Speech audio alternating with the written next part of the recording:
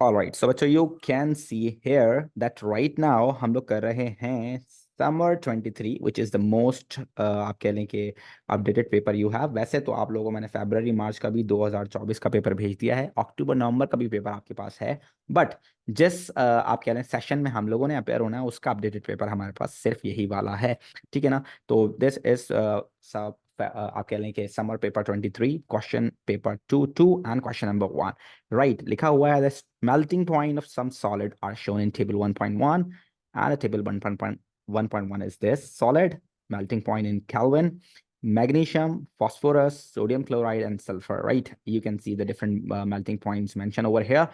Magnesium is metal, ये बात आपको पता होनी चाहिए। फॉस्फोरस इज नॉन मेटल, आपको देखते ही पता होना चाहिए। Sulphur is also non metal, ये आपको पता होना चाहिए। Sodium chloride is ionic compound, तो ये आपको वैसे ही नजर आ रहा है यहाँ पर। अगर आपको थोड़ी बहुत भी बेसिक इंफॉर्मेशन केमिस्ट्री से रिलेटेड है या आपको अगर केमिस्ट्री अच्छी लगती है तो state the type of bonding they are asking for bonding present in magnesium and sodium chloride. तो भाई मैग्नीशियम एक मेटल है, तो मेटल के अंदर कौन सी बॉन्डिंग होती है, जल्दी से बता दो मुझे Metallic चैट bonding. में। Bonding.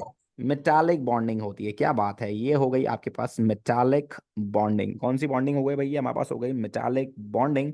और जल्दी से मुझे बता दो सोडियम क्लोराइड में कौन सी होगी बच्चों? Ionic bonding.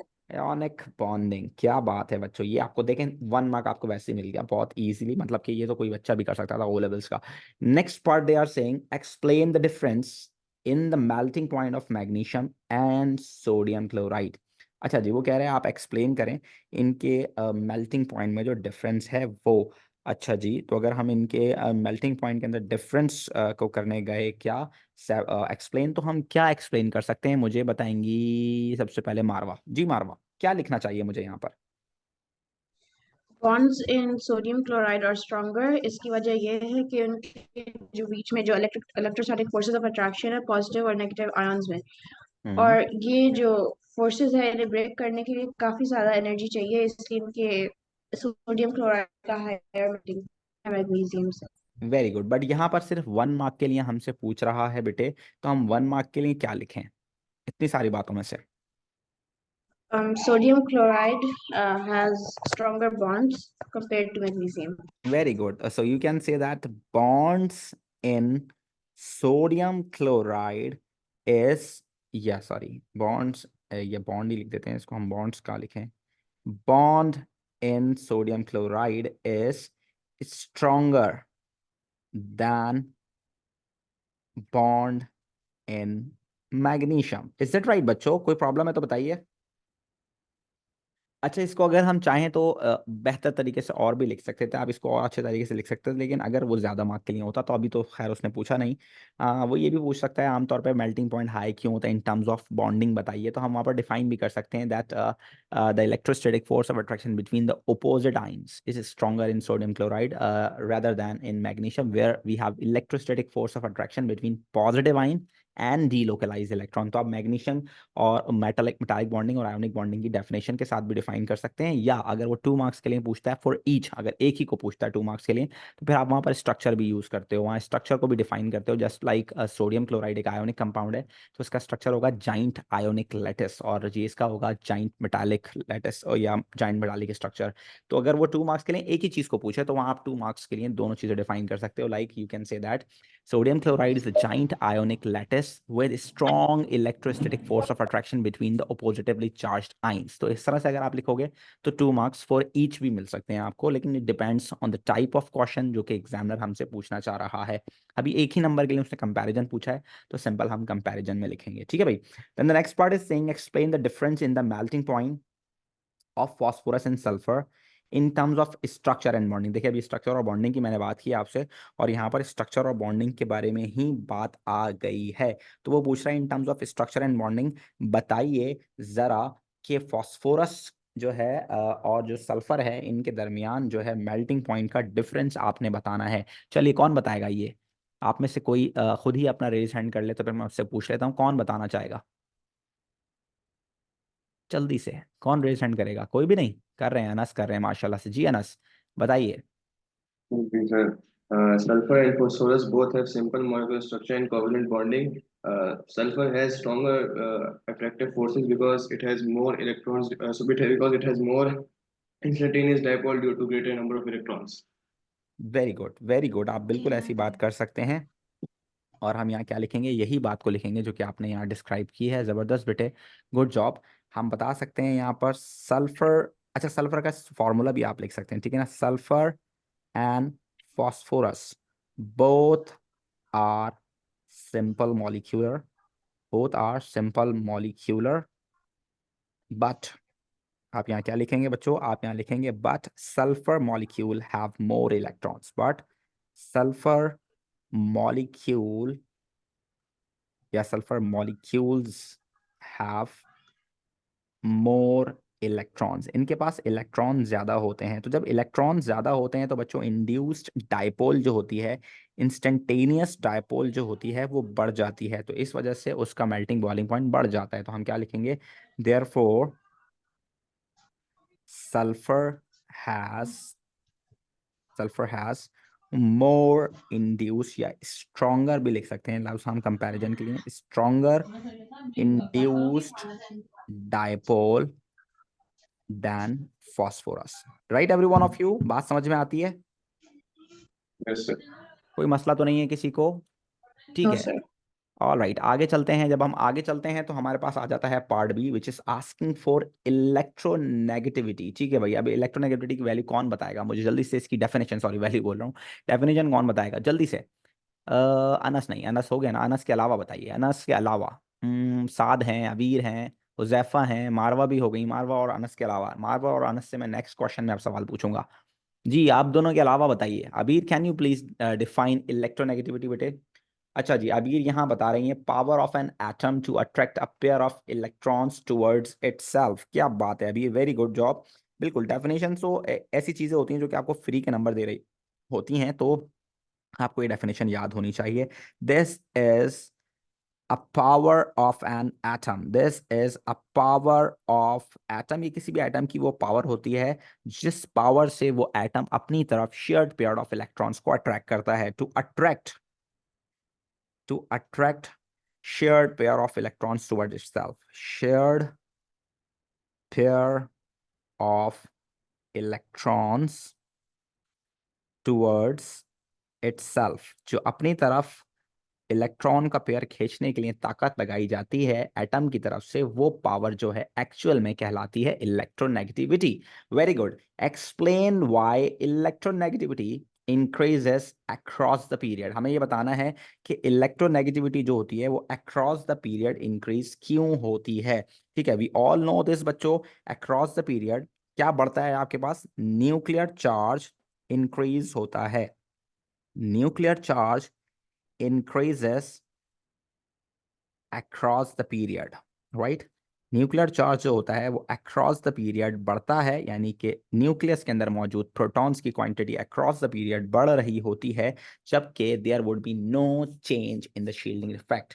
And shielding effect जो होता है, and the shielding effect remain same, जो शील्डिंग इफेक्ट होता है वो रिमेन सेम रहता है। उसकी वजह क्या होती है, because all the electron that we are adding in you can say that shell, this is in the same shell, we are adding the electrons on the last shell, right? When you are adding the electron on the last shell, so the repulsion from the inner shell electrons remains constant, तो जो shielding effect है वो same रहने वाला है। इस वजह से आपके पास नेट न्यूक्लियर चार्ज जो है बढ़ जाता है, तो न्यूक्लियस ज्यादा पावर से किसी और शेल के इलेक्ट्रॉन को, यानी कि किसी और के साथ जो शेयर पेयर ऑफ इलेक्ट्रॉन है उसको अपनी तरफ अट्रैक्ट कर सकता है। ठीक है ना, तो हम क्या लिख सकते हैं, तो हम लिख सकते हैं देयरफॉर,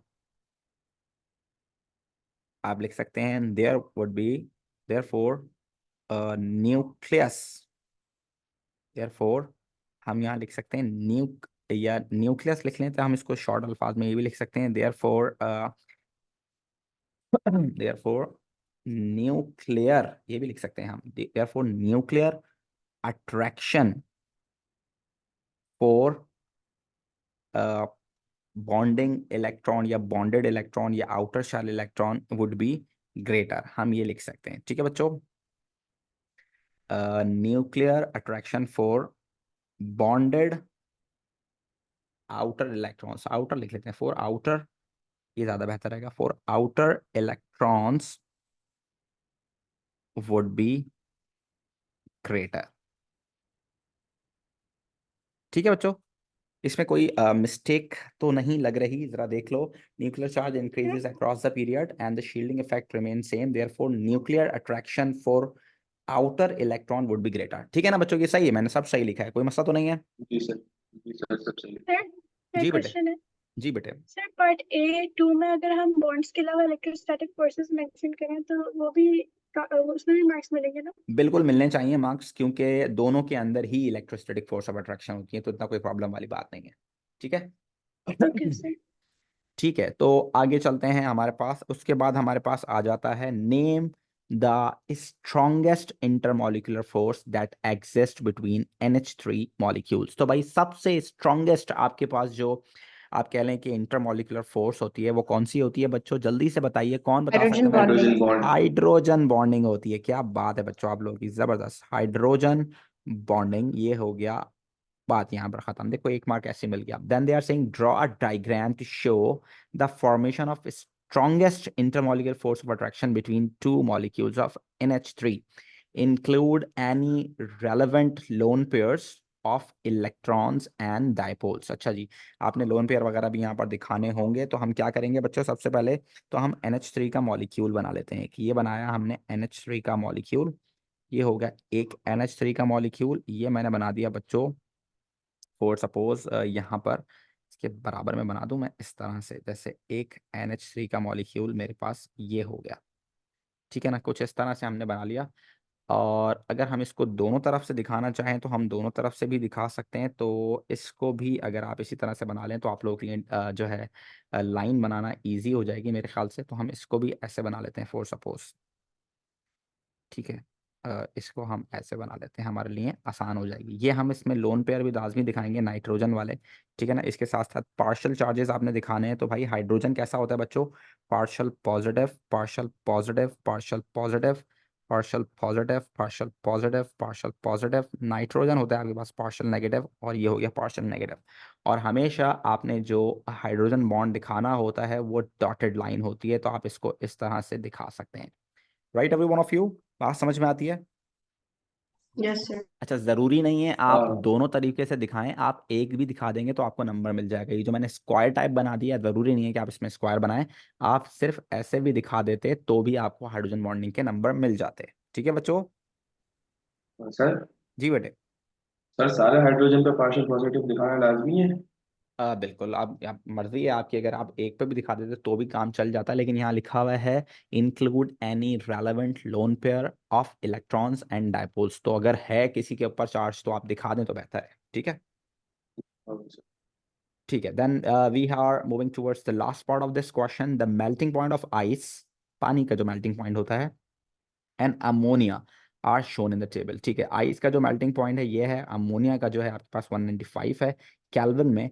इस suggest two reasons for the difference in the melting point of ice and ammonia. अच्छा, वो कह रहा है कि आइस और अमोनिया दो अलग अलग सब्सटेंसेज हैं, तो इनकी मेल्टिंग पॉइंट में अलग अलग क्यों आपको डिफरेंस क्यों नजर आ रहा है, आपको डिफरेंस क्यों है? तो भाई ये आपने बताना है। तो सबसे पहली बात जो कि आप यहाँ देखेंगे, तो आपके पास ऑक्सीजन, नाइट्रोजन और फ्लोरीन, ये तीन एलिमेंट हैं जो कि आपके पास हाइड्रोजन बॉन्डिंग करते हैं किसके साथ बच्चों? हाइड्रोजन के साथ। ठीक है ना, तो ये तीन एलिमेंट हैं आपके पास जो कि हाइड्रोजन बॉन्डिंग करते हैं किसके साथ बच्चों? आपके पास नॉर्मली हाइड्रोजन के साथ। This is from group number 7, और अगर आप देखें तो ये 17 कहला सकता है। This is from group number 6 and this is group number 15 या 5। ठीक है भाई, नॉर्मली पहले आप इसको 5 कहते थे, अब आप इसको 16 कंसीडर करते हो।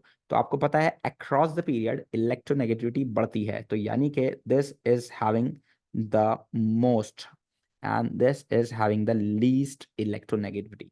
तो जब सबसे लीस्ट और सबसे मोस्ट का फर्क है तो डिफरेंस का भी फर्क होगा, और जब डिफरेंस का फर्क होगा तो अट्रैक्शन ज्यादा और कम का भी फर्क होगा। जब ज्यादा और कम का होगा तो डेफिनेटली उसकी वजह से फिजिकल प्रॉपर्टीज पर भी डेफिनेटली असरअंदाज होंगी वो सारी चीजें। तो हम सिंपली ये कह सकते हैं, पहली बात 1 मार्क के लिए, oxygen is more electronegative. Oxygen is more electronegative than nitrogen. Nitrogen से बहुत ज्यादा इलेक्ट्रोनेगेटिव कौन है बच्चों? ऑक्सीजन है, ठीक है ना। तो दूसरी बात आप यहाँ पर ये कर सकते हैं कि आपके पास and there are two there are two hydrogen bonds. There are two hydrogen bonds per water molecule. एक water molecule जो है वो 2 हाइड्रोजन बॉन्ड बनाता है. There are 2 hydrogen bonds per water molecule, while in ammonia there is 1 hydrogen bond. While in ammonia there is 1 hydrogen bond. Is it right every one of you? बात समझ में आ गई? 2 reason हमने दे दिए, yes sir. एक oxygen वाला, दूसरा number of bonds वाला. तो ये हो गया हमारे पास क्वेश्चन नंबर 1. इसमें अगर आपको कोई सवाल है तो आप लोग मुझसे पूछ सकते हो. Is that clear every one of you? कोई सवाल है तो you can ask. All clear बच्चों? All clear sir. चलिए ठीक हो गया.